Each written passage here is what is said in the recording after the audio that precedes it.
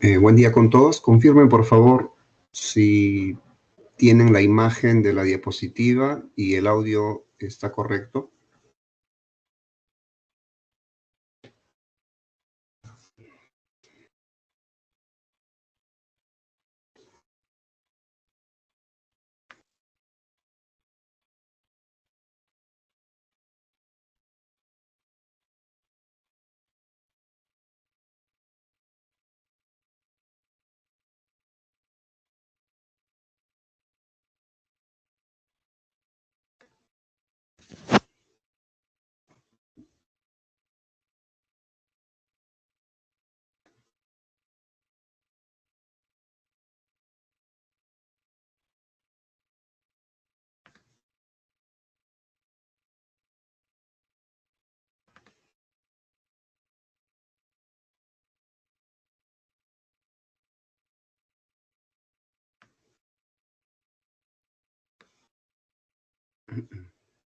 Bien, ¿me escuchan, chicos? A ver, confirmo. Gracias, Emanuel.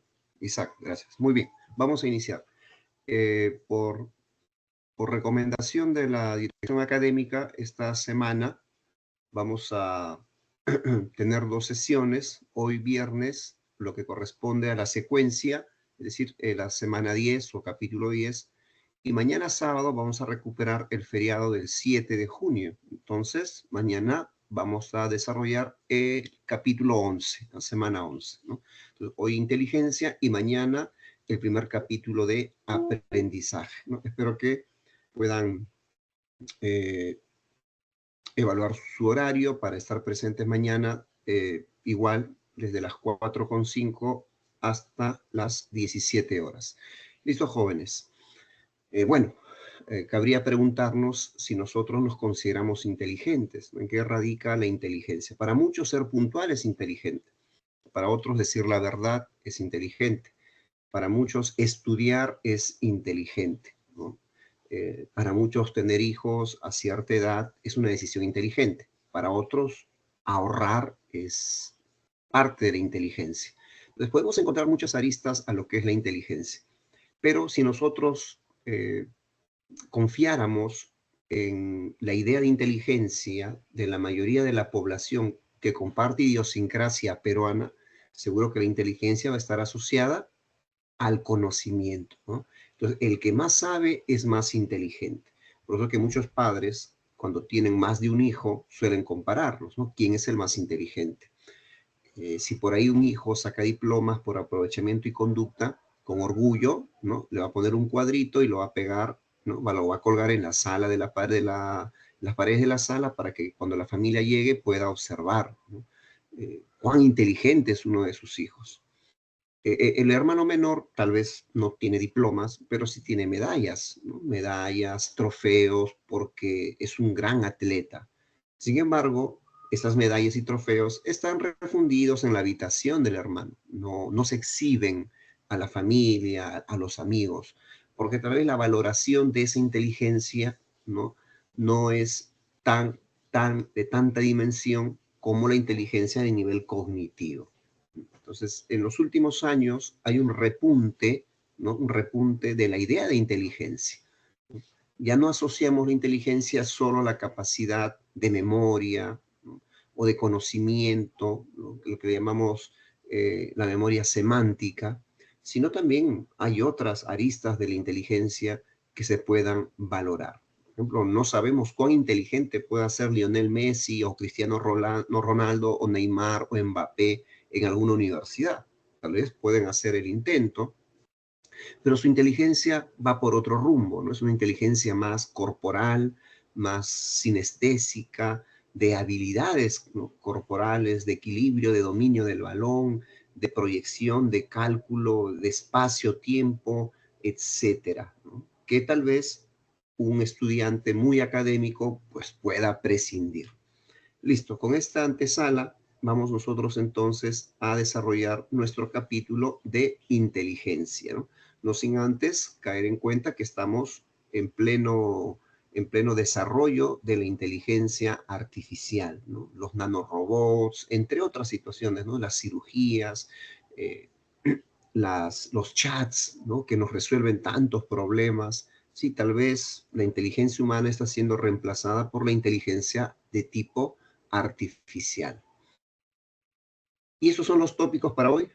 Vamos a definir lo que es inteligencia, partiendo siempre desde el punto de vista etimológico, y luego desarrollaremos 3 teorías clásicas y 4 teorías contemporáneas, no, 5 teorías contemporáneas de inteligencia. Muy bien. Etimológicamente, la palabra inteligencia proviene del vocablo interlegere, ¿no? Que significa saber leer o leer entre líneas. Saber leer, claro, es importante porque dar lectura no se refiere necesariamente a un libro, sino a cualquier situación, circunstancia, ¿no? Como en un contrato. Bueno, un contrato sí efectivamente es lectura, es un texto, pero a veces las letras pequeñas, ¿no? Contienen información de vital importancia que nosotros, ¿sí? Desechamos. O sea, no somos tan inteligentes como para leer las letras pequeñas. Por lo tanto, la persona inteligente es aquella que sabe leer para poder elegir la mejor opción. Esa es una persona inteligente. Saber leer entre líneas para elegir la mejor opción. Y vamos a reiterar que la inteligencia es un proceso cognitivo, es un proceso mental, es de sumo interés para la psicología como proceso. Y acá tenemos la presentación, el preámbulo de las teorías que vamos a desarrollar: la teoría bifactorial, la teoría multifactorial y la teoría factorialista de Cattell, ¿no? Eso dentro de las teorías clásicas o psicométricas. Luego tenemos las teorías contemporáneas, tenemos la psicogenética de Piaget, la sociohistórica de Levi-Vygotsky, la triárquica de Stenberg, las inteligencias múltiples de Gardner y la inteligencia emocional de Goleman, ¿ya? Siempre es bueno relacionar el autor con la teoría. Vaya a suceder que en un examen, digamos, en la teoría de Daniel Goleman, uy, Goleman, ¿de qué me habla Goleman? ¿No? Bueno, entonces inteligencia emocional. Listo, entonces vamos a partir de las teorías clásicas o psicométricas. Esa palabra psicométrica la hemos escuchado en la semana 1, ¿no? La psicometría es una disciplina auxiliar de la psicología, fue impulsada por la escuela funcionalista, ¿no? Ya que la psicometría aporta los famosos test, ¿no? Esas baterías de preguntas, esos cuestionarios. Bien, entonces, ¿cuál es el objetivo que tiene la teoría clásica de inteligencia? Bueno, son 3 en realidad los objetivos. Le interesa, ¿sí?, saber cuál es la estructura de la inteligencia, ¿no? Evidentemente, para los primeros psicólogos, los psicólogos estructuralistas, por ejemplo, son los primeros, la inteligencia está estructurada en base a átomos, ¿verdad? Sensaciones, sentimientos, imágenes, ¿no? Bueno, luego de este interés por la estructura, le interesa cuál es el contenido de la inteligencia, ¿no? ¿Qué contiene la inteligencia? ¿Qué dimensión de inteligencia se puede dar en el ser humano? Y por último, y no menos importante, la medición de la inteligencia. En realidad, aquí en las teorías clásicas, si hay que resaltar un interés, es la medición de la inteligencia.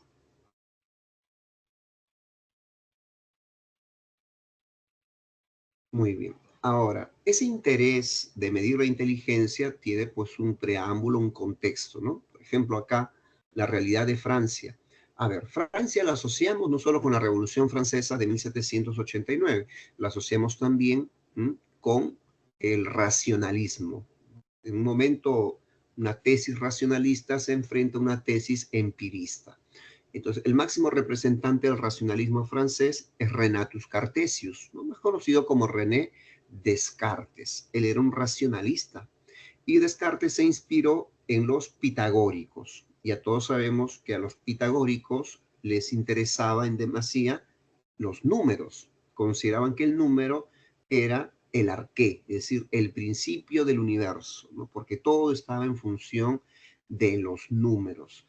Y la asociación de números con Descartes es que en su época, en Francia, Descartes conocía de algunos niños que tenían una fabulosa inteligencia, ¿m?, que la demostraban de distintas formas, y esta inteligencia no tenía una base educacional. Es decir, muchos niños y niñas en Francia, sin haber recibido educación o escolarización, tenían una inteligencia sorprendente para el cálculo matemático, sobre todo, que era el interés de Descartes.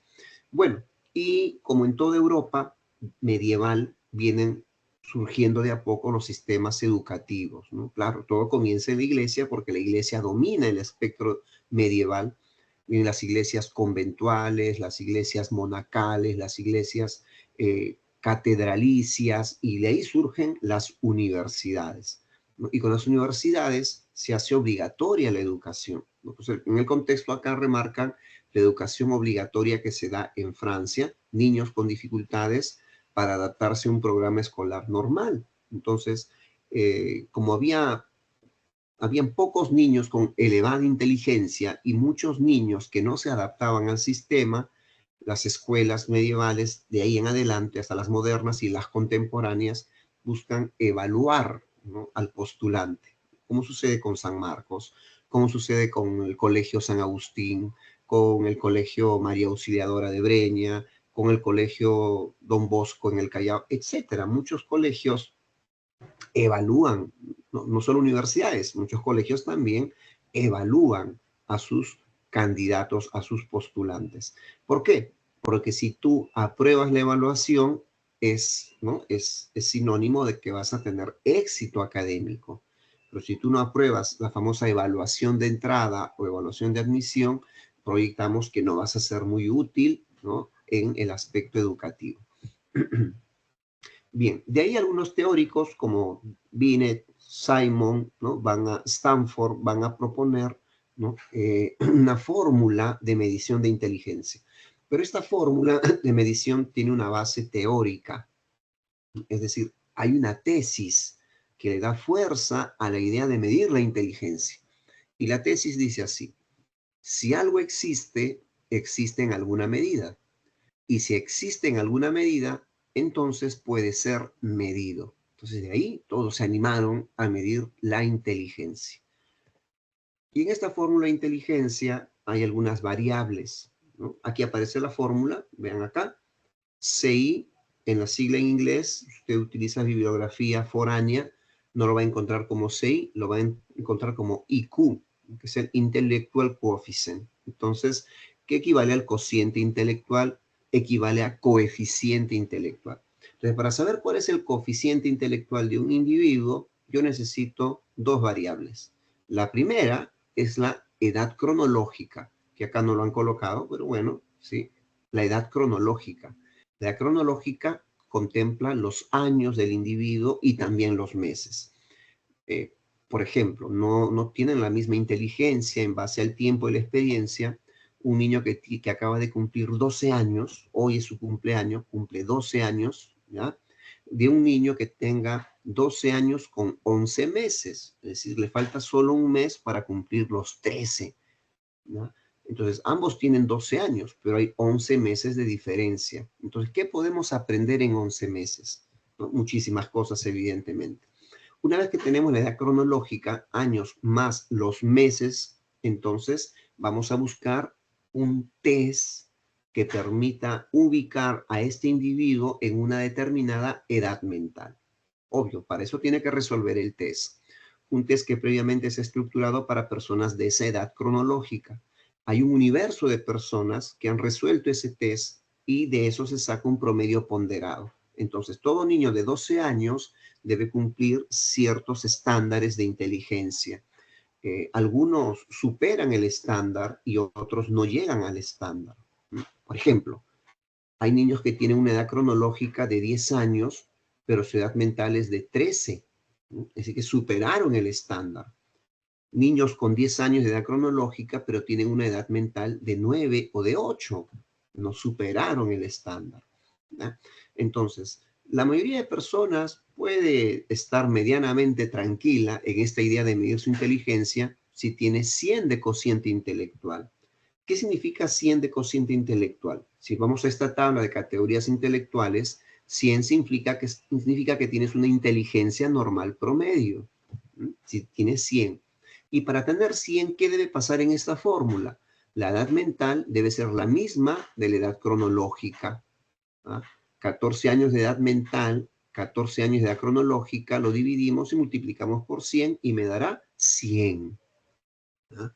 Ahora, cuando la edad mental y la edad cronológica son diferentes, entonces el resultado jamás será 100.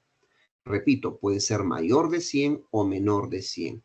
Si es 140 o si es 210, como se ha dado en algunos casos, estamos hablando de una persona que es ¿ah? eh, poseedora de una inteligencia muy superior, ¿no? Es decir, una persona dotada intelectualmente. Pero si tú tienes un CI de 65, entonces estás debajo de los limítrofes, porque a partir de 69 tienes una deficiencia mental definida. 65 y es una deficiencia mental definida, notoria, clara.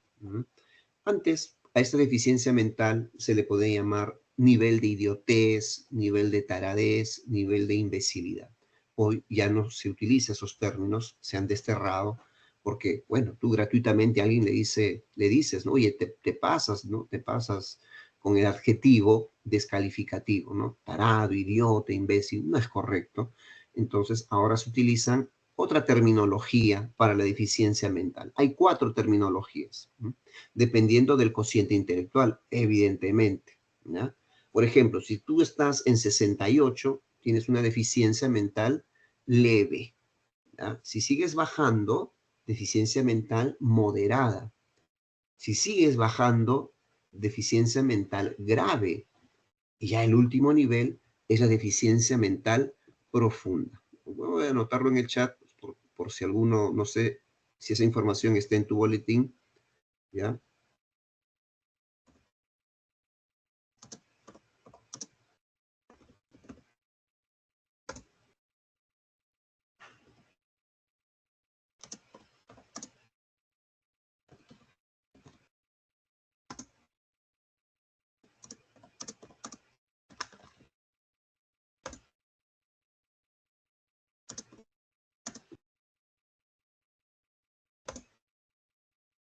Listo. Entonces, ahí tenemos la deficiencia mental definida en 4 niveles: leve, moderada, grave y profunda. Ahora, si tú quieres saber cómo es un ser humano con deficiencia mental profunda, lo puedo resumir diciendo que es una persona incapaz de aprender. Incapaz de aprender lo más básico. Por ejemplo, no podría esta persona aprender a utilizar un cubierto. ¿Y qué hacemos los seres humanos con el cubierto? Pues, ¿no? Y llevamos los alimentos a la boca para poder sobrevivir. Entonces, esta persona, si no es capaz de aprender eso, si su inteligencia no le alcanza para eso, está condenada a morir. Y nosotros somos muy compasivos, no lo vamos a dejar morir, por lo tanto, se vuelve una persona 100% dependiente, ¿ya? Necesitan tener a alguien que esté pendiente de ellos todo el tiempo. Bien, y acá tienes la campana de Gauss que nos representa la distribución normal de la inteligencia, ¿no? Pues vean cómo el cociente intelectual, la puntuación de 100, nos dice que es una persona de inteligencia normal promedio. Bien, ¿no? Aquí está la mayor población, ¿listo? En 100. Algunos destacan hacia un mayor cociente intelectual y otros hacia un menor cociente intelectual. Y cuando preguntan, ¿no, profesor, ¿y por qué hay personas que tienen un escaso nivel intelectual? Pues hay factores claros, ¿no? Eh, Sabemos, bueno, por ende, que la inteligencia se hereda de la madre, ¿no? Y socialmente, ¿qué ha pasado con las madres en el mundo? Pues han sido relegadas en tema de derechos, no han tenido acceso a educación, han sido mal alimentadas, han sido disminuidas socialmente, ¿no? Por ahí, ¿no? Por ahí encontramos una ruta. Pero si tú eres muy inteligente, ¿no? Te sorprendería saber de que tu mamá tal vez solo estudió la primaria o la secundaria, como pasa en muchas familias, ¿no? Donde la mamá no ha tenido la oportunidad de completar su educación, pero eso no significa que ella no tenga inteligencia, desarrolla otro tipo de inteligencia, ¿no? Otras causas de la deficiencia de inteligencia puede ser pues la alimentación, ¿no? Eh, el tipo el estilo de vida, con los pensamientos que ellos involucran, el consumo de drogas, ¿no? El alto nivel de estrés al que se enfrenta una persona. Recuerda que no todos son resilientes para salir del estrés, ¿no? No todos tienen esa elasticidad de superar problemas, ¿no? Entonces, sí, va a ser menos notoria la inteligencia en un fuerte contingente de personas, ¿no? ¿No? Que está experimentando algún tipo de problema, ¿no? Bien, ahora vamos con las teorías, ¿ya? Estamos en las teorías clásicas o psicométricas. Vamos a partir de la teoría bifactorial de Spearman. Bifactorial me dice que hay dos factores de inteligencia. ¿Sí? Acá están marcados como el factor G y el factor S, ¿no? Las siglas en inglés, ¿no? G, factor general; S, el factor específico. El factor general es la inteligencia común, la que todos aspiramos, la que todos logramos, ¿ya? Eh, entonces, aquí tenemos claro que podemos medir la inteligencia general, pero también podemos medir una inteligencia específica, ¿sí? Hay personas que de su inteligencia general destacan. Por ejemplo, todos tenemos la inteligencia general matemática, pero no todos somos astronautas, ingenieros, arquitectos, etcétera, ¿no? Gente que está asociada más al campo de los números, porque para ellos los números es su fortaleza, es su inteligencia específica, ¿ya? Es más, puede ser que muchos chicos que tú conoces hasta quinto y secundaria han sido muy malos en matemática, ¿ya? Pero no te sorprendas que de acá a 15 años, en un reencuentro de promoción, se presenten como ingenieros. En la uni, no sé, de San Marcos, y tú les preguntas, ¿y qué pasó? Bueno, tal vez en esas personas, ¿ya?, influyó un tercer factor que no se puede medir, porque este tercer factor es una cualidad. Se llama el factor voluntad, ¿no? Con la sigla W de will, el factor voluntad. Entonces, esta voluntad que tiene que ver con la motivación influye en la inteligencia general, de la que todos poseemos, para que se desarrolle la inteligencia específica. Entonces, la inteligencia específica se entiende que es también parte de la experiencia motivacional. ¿M? Por ejemplo, ¿por qué es importante la motivación? Porque si hace mucho frío, yo no me animo a salir a correr. No tengo la voluntad de salir a correr. Hace mucho frío, 5 de la madrugada. Pero si 3 amigos me llaman y me dicen, David, estamos esperando para salir a correr, con esa motivación, tal vez sí me animo, ¿no? Entonces, sí, es importante estar pendiente de el agente motivacional. Ahora, el ejemplo que te he dado responde a la motivación extrínseca, o sea, dependo de mis amigos para salir a correr. Pero hay personas que desarrollan una motivación intrínseca, ¿no? Quieren salir adelante por sí mismos, entonces se empeñan en estudiar, se esfuerzan, y ahí está su factor voluntad, ¿no? Que va a afectar a su inteligencia general y va a generar un mejor desarrollo específico, ¿no? De la inteligencia específica. Vamos con la segunda teoría, que es la teoría multifactorial de Thurston. En esta teoría es muy semejante a la inteligencia general que hemos repasado en la diapositiva anterior. Nos dice que todas las personas tenemos 7 aptitudes mentales primarias o básicas. Es decir, que ningún cerebro humano se escapa de alguna de estas aptitudes. Todos las poseemos. Por eso podemos tener éxito académicamente hablando. Por ejemplo, ¿no?, la habilidad de memoria, de rapidez perceptual, de habilidad espacial, de habilidad numérica, de significado verbal, de fluidez verbal, de razonamiento. Entonces, no hay individuo que no posea esta habilidad, una de estas 7, las 7, perdón, habilidades mentales, ¿no? Ahí radica la inteligencia general. Y la tercera y última teoría clásica es la teoría factorialista de Raymond Cattell, ¿no? Según la teoría factorialista, tenemos dos tipos de inteligencia: la inteligencia fluida y la inteligencia cristalizada. La inteligencia fluida es aquella inteligencia no aprendida, es decir, no necesitamos ir a la escuela, y si estamos ahí, no todo lo aprendemos de alguien, ¿ya? Porque esa inteligencia fluida es innata, es heredada y es no verbal. Esas son las características de la inteligencia fluida. Por ejemplo, ¿no?, el rompecabezas. Yo no encontré un rompecabezas que venga con instrucciones y los infantes de 3 años arman rompecabezas. Algunos lo hacen en menos tiempo y otros se toman realmente su tiempo. Eso va a depender de su desarrollo de inteligencia. No es pertinente que la maestra le diga al infante de 3 años, busca las piezas de las 4 esquinas para que armes más rápido. No, eso no es prudente. El infante tiene que descubrir por sí mismo. Su inteligencia se lo va a decir, ¿ya? Le tiene que fluir, ¿no? Como que nadie recibe un curso para resolver, ¿no?, este ejercicio, ¿ya? Te fluye la inteligencia. Sin embargo, la inteligencia cristalizada es diferente, ¿no? Es una inteligencia comunicativa, es una inteligencia verbal. Se va aprendiendo a nivel social. Y qué mejor experiencia social que la familia o que la escuela.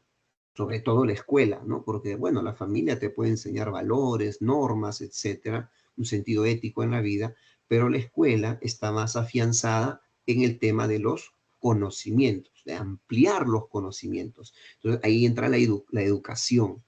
Gracias a la educación nosotros aprendemos. En la escuela nos enseñan y nosotros aprendemos. Nos enteramos de muchas cosas en la escuela, ¿no?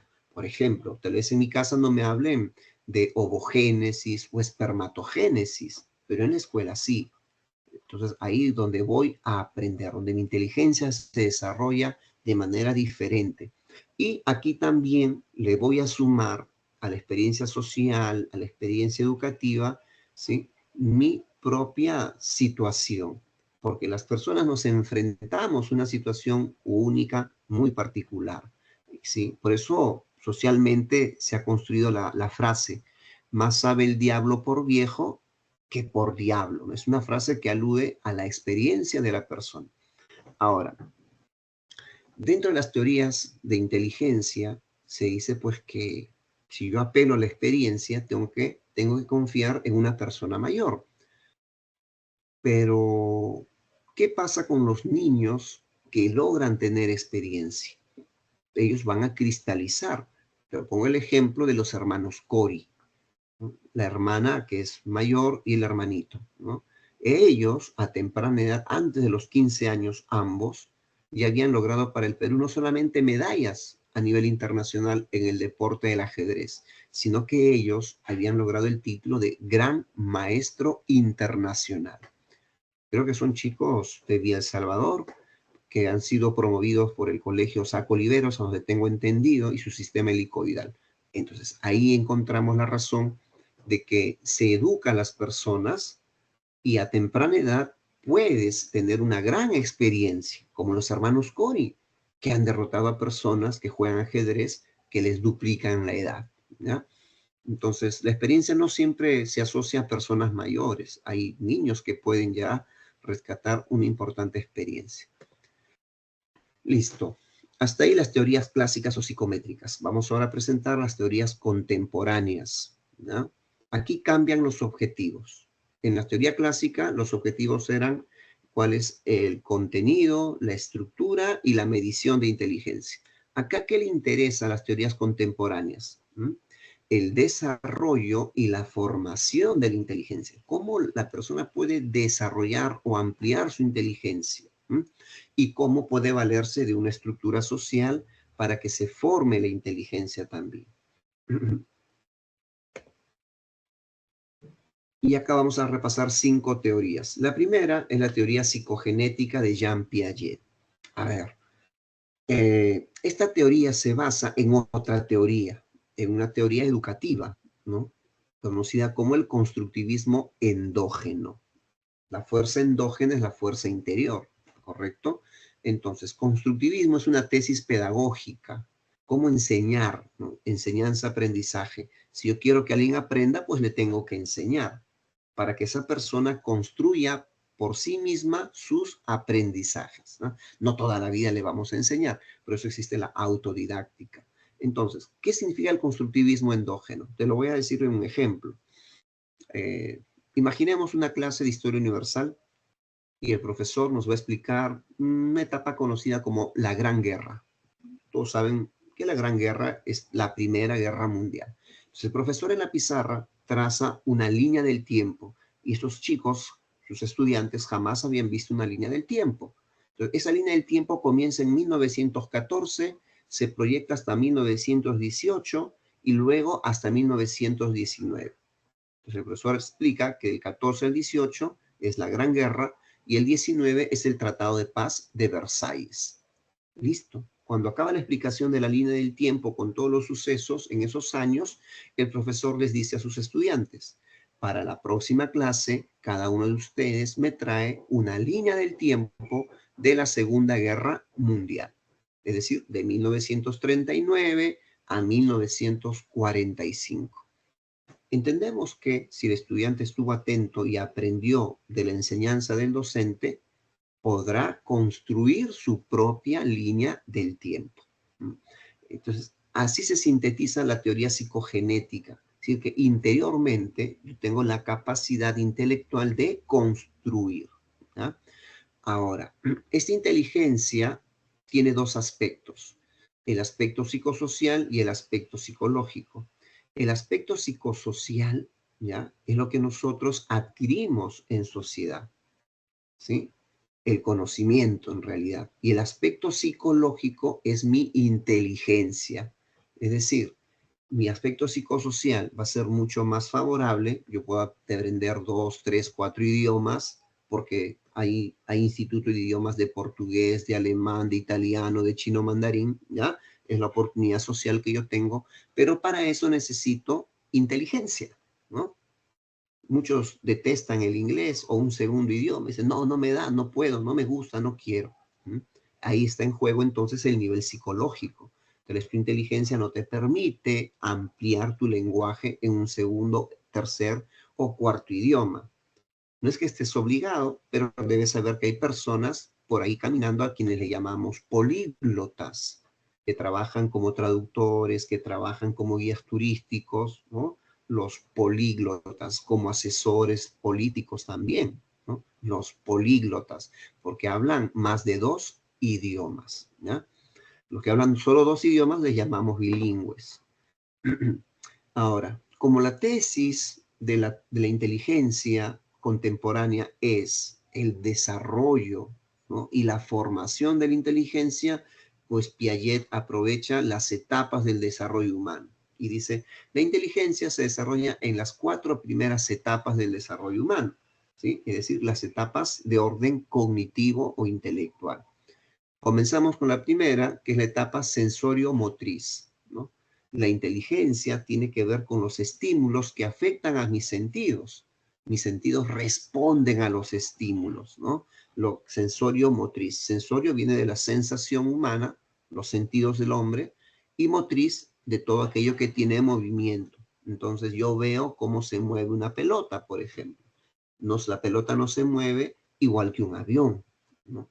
O igual que la puerta, ¿no? Muchas cosas tienen un movimiento distinto. La segunda etapa, de 2 a 7 años, es la inteligencia llamada preoperacional. Es una inteligencia donde yo necesito que alguien me explique cómo se hacen las cosas, porque tal vez yo a los 2 años estoy subiendo la escalera, pero luego no puedo bajar. Y si bajo la escalera, lo hago como el cangrejo, o sea, de espaldas. Alguien tiene que decirme cómo debo bajar las escaleras. Y así también me enseñarán a escribir. ¿Mm? O tal vez me enseñarán a usar la regla y un lápiz o un lapicero o un plumón. No todo lo puedo saber por mí mismo. Necesito a alguien que me oriente, ¿no? Es la parte preoperacional. Luego viene la inteligencia de operaciones concretas. Aquí se nota ya, ¿no? Con mayor razón la inteligencia, porque en inteligencia de operaciones concretas yo tengo un cerebro que es reversible. Así como subo las escaleras, también las puedo bajar. Me doy cuenta que 2 por 3 y 3 por 2 es lo mismo. Aquí desarrollo el principio de conservación. Ya no me importa tanto la forma del vaso, el tamaño del vaso, el color del vaso o el material. Lo que me importa es el contenido, el principio de conservación, donde hay más. Los niños de operaciones, los de preoperacional, se dejan llevar, se dejan enamorar más por el tamaño del vaso.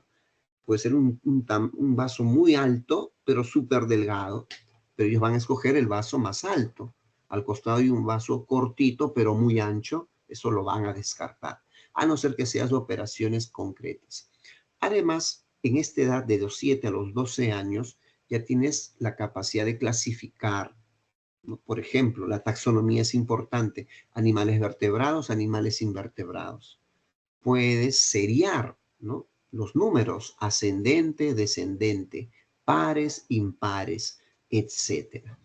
Y ya a partir de los 12 llegas a la adolescencia, donde tu cerebro se convierte en un cerebro de operaciones formales. Eres más hipotético, eres más deductivo, tienes capacidad de abstracción, eres más idealista, puedes entender lenguaje a nivel metafórico. Recuerda que a los niños se creen todos los cuentos, ¿no? Los niños no entienden fábulas, a no ser que tú le traduzcas la fábula en una moraleja, ¿no? Si no, no la entienden. En cambio, el de operaciones formales, ¿sí? Ya tiene un cerebro, prácticamente es el cerebro de un adulto, ¿no? Vamos con la segunda teoría, que es la teoría de Lev Vygotsky llamado sociohistórica. La teoría sociohistórica también se fundamenta en un proceso de enseñanza-aprendizaje, en otra teoría, también constructivista, que se llama el constructivismo dialéctico social. Y según esta teoría, yo voy a aprender en base a la educación y a la cultura. ¿Dónde encuentro educación y cultura? Pues en la sociedad. Por eso se llama sociohistórica.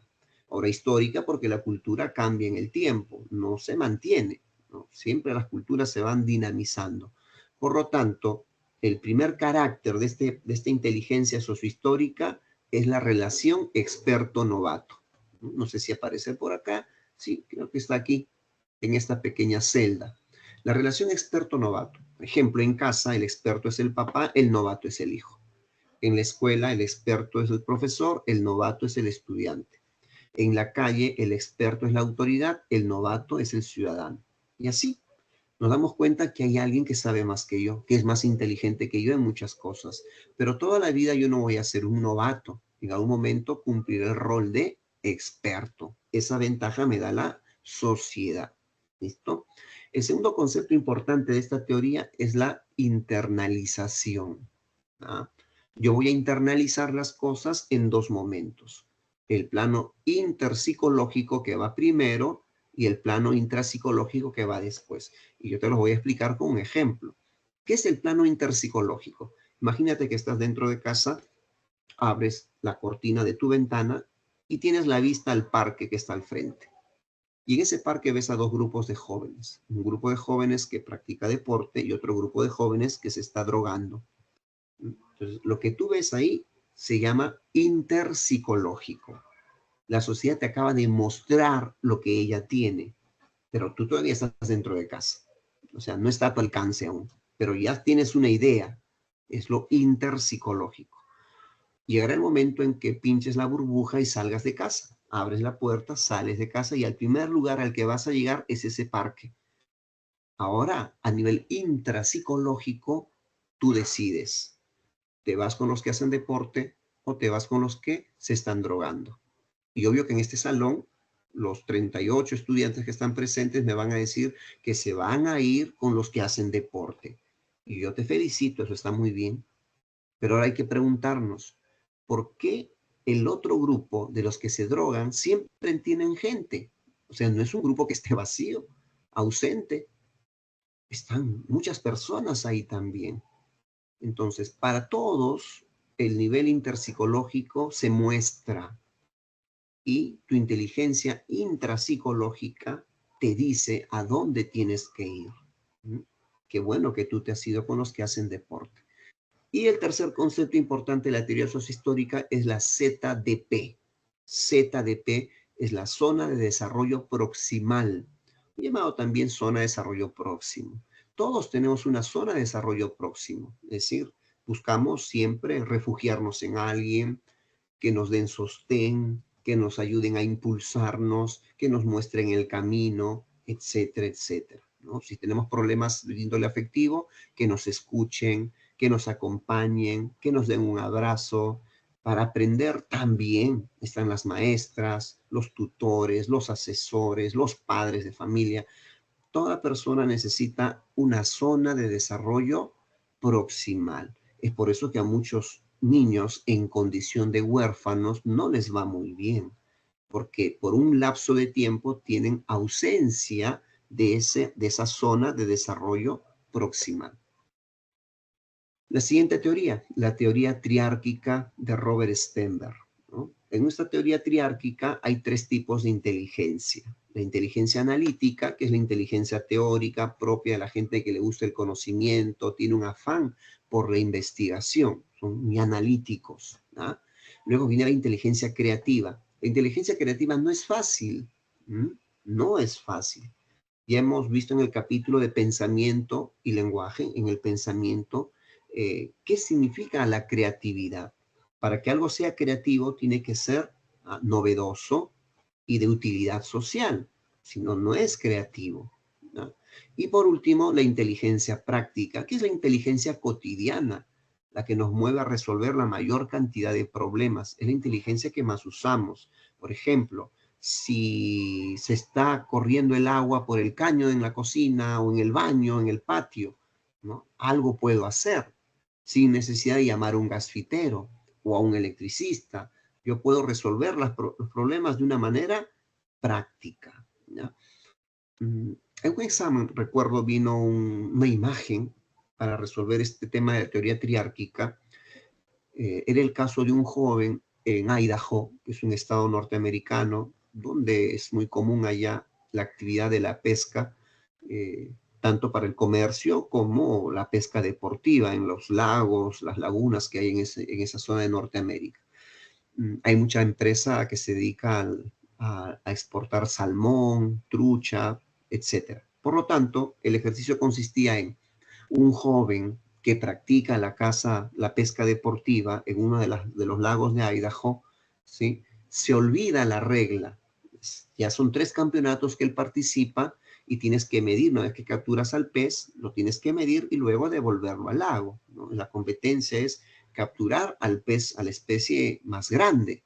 Entonces, él se olvidaba la regla. Entonces, no tuvo mejor idea que tatuarse una regla en la pierna derecha. Sí, muchos se tatúan corazones, nombres, qué sé yo, y figuras, imágenes X, ¿no? Un trébol de 4 hojas. Pero este joven se ha tatuado una regla, imagínate. La pregunta es, ¿qué tipo de inteligencia está demostrando este joven? A ver, los leo en el chat. Tatuarse una regla, un chico que participa de la pesca deportiva, ¿m? ¿Qué tipo de inteligencia está demostrando al tatuarse una regla en la pierna para poder medir el tamaño del pez? ¿Será analítica? ¿Será creativa? ¿Será práctica? Ah, ya no necesita cargar una regla, ya lo tiene tatuado en la pierna. ¿Qué tipo de inteligencia será? ¿Alguien que se anime a una respuesta? Práctica. Vale equivocarse. A ver, si te escuché, la inteligencia práctica. Ujú. ¿Alguna opinión diferente? ¿O es el consenso del salón? ¿Todos opinan igual? ¿Inteligencia práctica?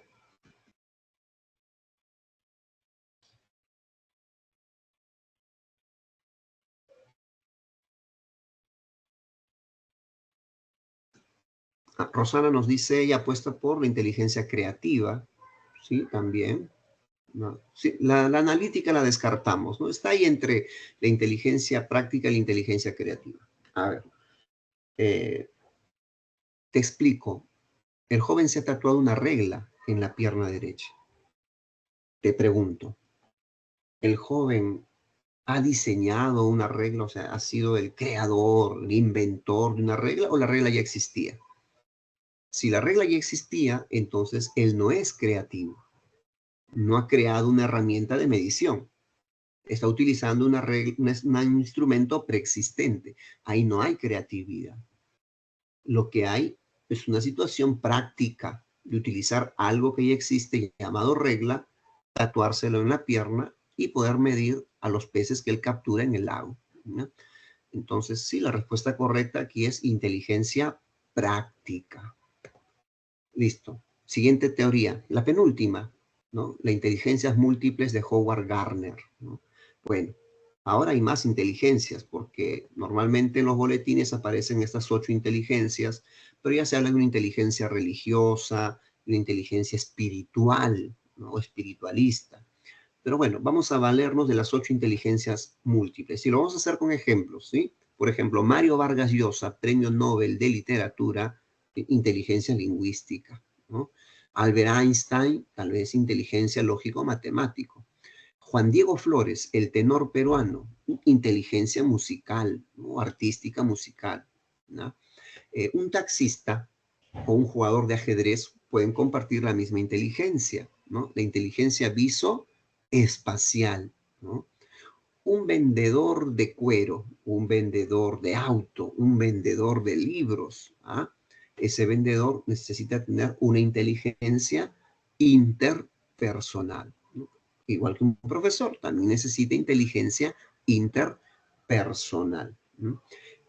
Un niño que juega en el jardín capturando chanchitos, mariquitas, abejitas, mariposas, puede ser que tenga una inteligencia naturalista. A todos los niños no les gusta hacer eso, ¿no?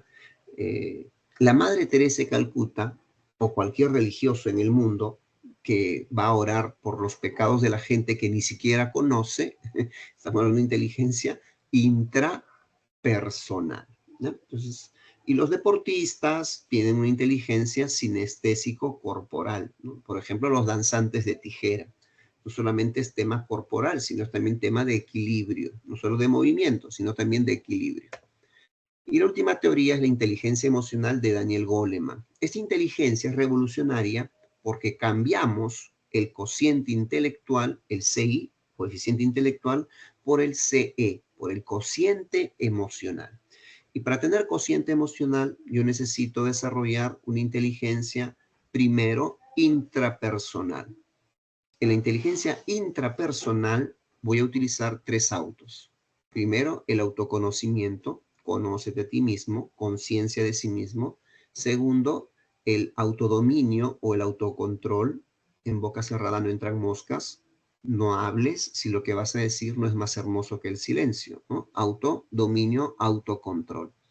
Y el tercer auto es la automotivación, por si se te baja la batería. ¿Listo? Entonces, aquí hemos desarrollado la inteligencia a nivel intrapersonal. Eso significa que estoy preparado para el siguiente nivel, que es la inteligencia interpersonal. Estoy utilizando 2 términos de inteligencia del autor anterior, que es Howard Gardner, ¿no? En la inteligencia interpersonal tú desarrollas empatía, del griego empatos, con dolor. La persona empática es la que siente el dolor de la otra persona. Si la otra persona, si una persona está triste, yo sé lo que es la tristeza. A mí algo me dolió y me puso muy triste, ¿no? Si lo veo alegre, si lo veo enojado, etcétera, etcétera. Entonces, la persona empática es aquella que sabe leer las emociones de las otras personas, siente la emoción. Y por último, el adecuado manejo de relaciones sociales. No sé qué tan bien manejemos nuestra situación con otras personas. Por ejemplo, si celebramos los cumpleaños del mes de junio de todos los chicos de un salón, pedimos una cuota y compramos la torta, los bocaditos, las bebidas, pero el día del compartir, el día del ágape, el que organiza la actividad me dice, ¿sabes qué, profesor? 4 no han dado la cuota, pero están sentados ahí. ¿Les compartimos o no les compartimos? ¿Mm? ¿Usted qué haría? ¿Los invita a retirarse? ¿Les dice mañana me pagas? ¿O si quieres te presto? ¿O los cuadras van a pagar o no van a pagar? ¿O los retiras del salón? ¿Qué actitud tomarías? ¿No? Ahí, en este caso te lo propongo para que evalúes tu manejo de relaciones sociales. Bien.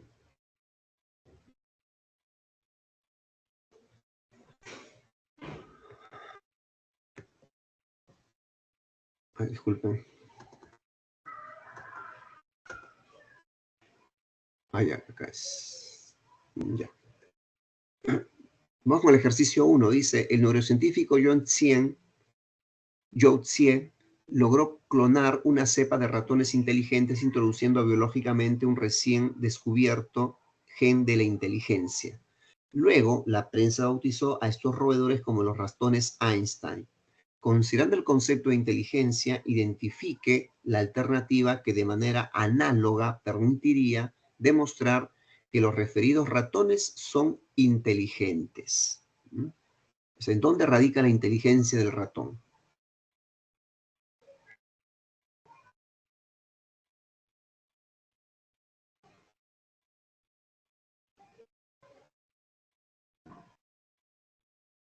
Uno de los criterios de la inteligencia, por ejemplo, es la competencia, son más competitivos, y otro criterio de inteligencia es la velocidad. Entonces, si nosotros amalgamamos ambas cosas de una persona inteligente, podemos decir que la opción B es la correcta. Estos ratones van a hallar la salida de un laberinto en la mitad del tiempo que los ratones normales, a quienes no se les ha introducido pues no se ha logrado clonar esas cepas de inteligencia. La opción B. Ejercicio 2. Luis es un alumno con dificultades para las matemáticas, es incorporado en el aula de quinto grado de primaria. La maestra lo evaluará a fin de establecer lo que Luis es capaz de realizar sin ayuda de alguien. Considerando la teoría sociohistórica de Vygotsky, lo que la maestra establecerá con su evaluación se denomina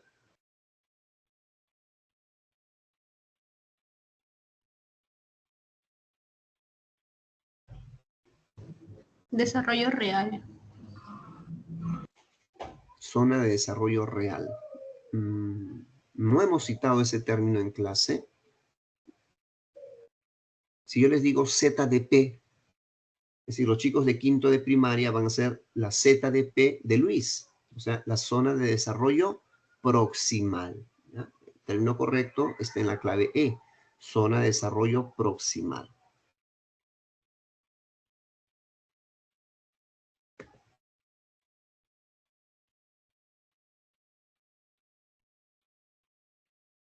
Perdón, disculpen, vamos a hacer una corrección en la pregunta anterior.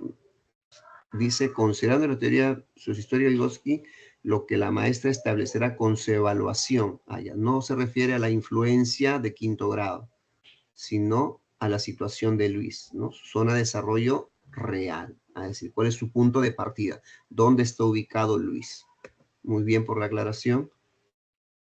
Y el ejercicio 3, las teorías clásicas compartían la misma concepción sobre la naturaleza y la valoración de la inteligencia, surgieron durante la primera mitad del siglo XX.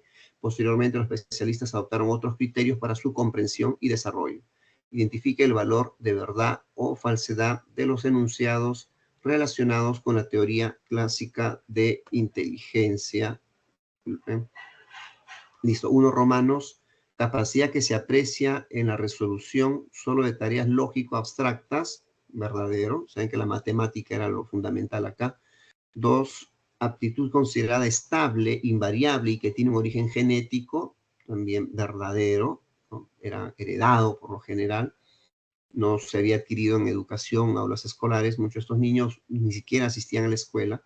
3, capacidad que mide la creatividad aplicando técnicas estadísticas. Evidentemente la creatividad estaba descartada todavía, no era algo que tenga tanta valoración. Es la clave C. Listo, jóvenes. Tome su captura de pantalla de las claves para esta semana 10 y nos estamos encontrando mañana a las 4:05, ¿sí? O 16 horas con 5 minutos para nuestra sesión número 11. ¿Sí? Que tengan una bonita tarde. Nos vemos el día de mañana. Hasta pronto con todos.